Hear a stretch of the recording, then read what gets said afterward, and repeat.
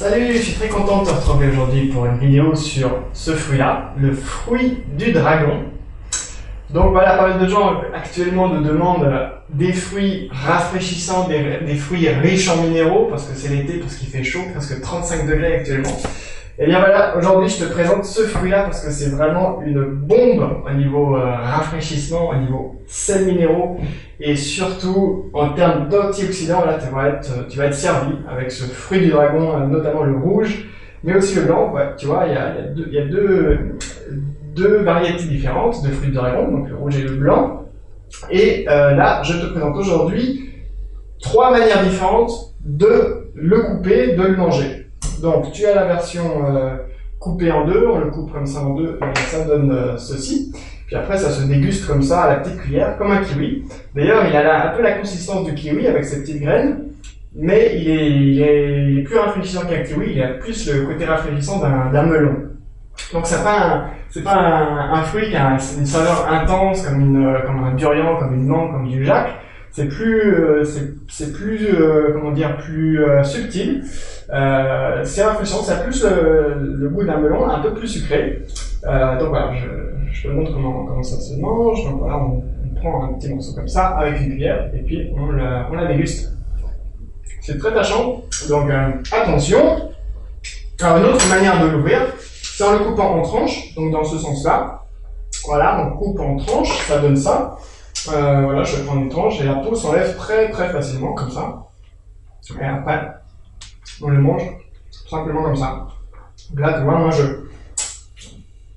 profite de toute sa fraîcheur. Il sort du frigo en plus, c'est parfait quoi. En été, c'est vraiment le top.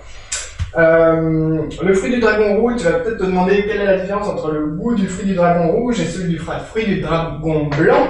Et en fait, c'est assez subtil la différence. Il n'y a pas énormément de différence. Je vais quand même essayer de te la décrire. Donc, je vais prendre un petit bout là du fruit du dragon blanc pour essayer de te décrire quand même la différence.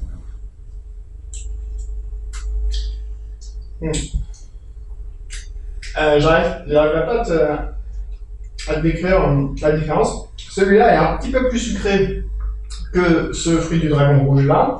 Par contre, ça c'était encore un autre fruit du dragon rouge.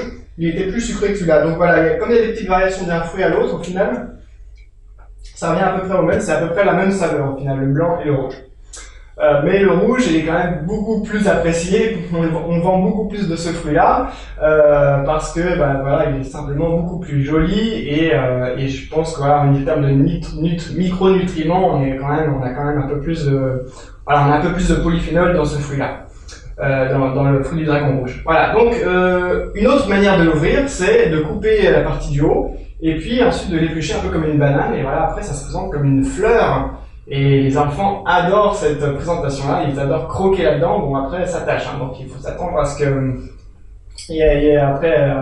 il faut passer dans la douche quoi.